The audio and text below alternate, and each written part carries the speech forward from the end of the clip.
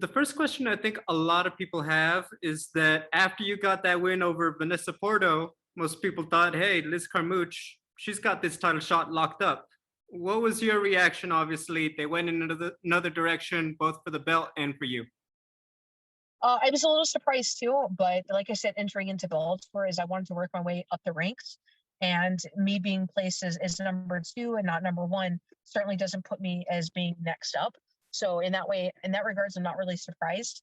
I want to work my way up the ranks and clean out the division to get that contender spot. So I'll still do that when hopefully by the end of the year. I know for a while you were training with your own kind of little bubble due to COVID. As more restrictions have opened up, can you tell me where you were working at for your camp for this fight? Yeah, so I've been training out of the arena in San Diego, predominantly for my fight, and then also at the San Diego Combat Academy. I've heard a few of the things about it. I know you get a lot of questions. You're in Bellator, which means obviously your teammate Alima and everything. It's a possibility.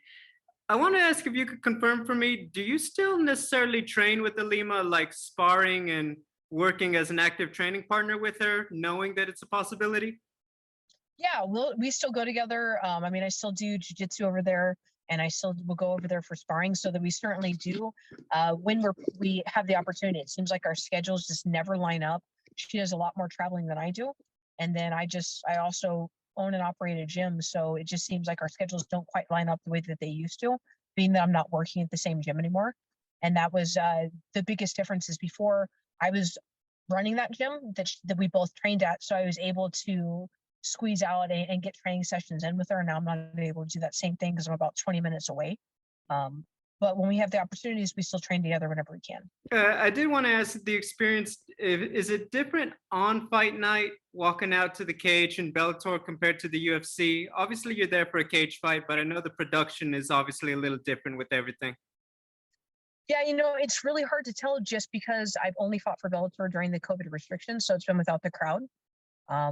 But I do like how just the excitement just from the crew itself and how they build it up with the showmanship and how we're able to go out there. And I definitely like how that's done. And it certainly makes an excitement for myself that makes it feel like I'm walking out to a fight, even without the crowd. Hearing that Bellator is going to be coming to Los Angeles next month, the first time that they're leaving that Mohegan Sun bubble.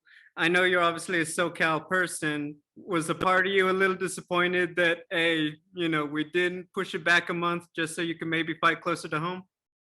Not at all. I absolutely hate fighting at home. I love one of the things that kind of sets a tempo for me for a fight is being able to travel and go see new places. And while obviously in COVID I can't really go see a new place, it's still just a different environment.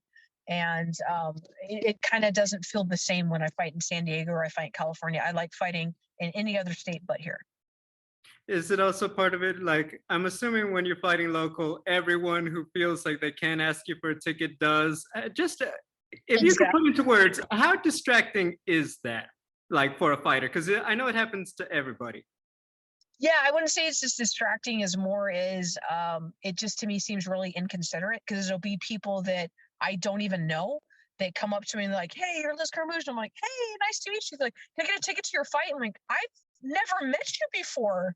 I wouldn't go to your work and be like, hey, can you give me free stuff like that? So just it's mind-boggling to me that people would even say things like that, or that they don't they think like that I owe them something, and that to me is just weird because I have family members that want to attend the fights, and here I am trying to see if I can work things out and get extra tickets or buy their tickets for them, and it just puts some type of pressure on you that just doesn't seem necessary. That people should really keep in mind more for fighters.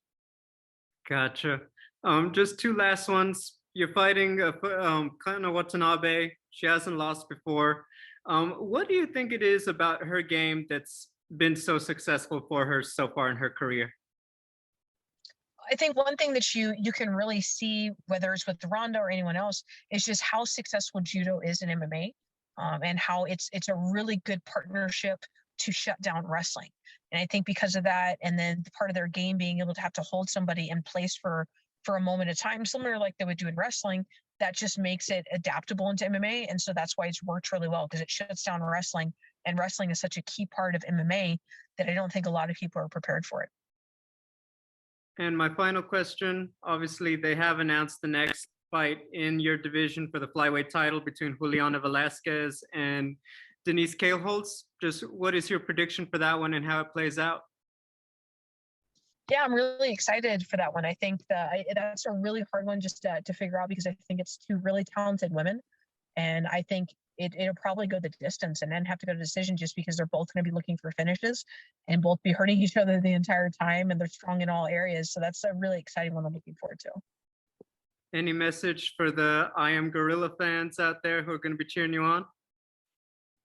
Yeah, absolutely. Look for a strong finish. I'm looking to come out of this. It's not going to decision. This is going to go for a finish.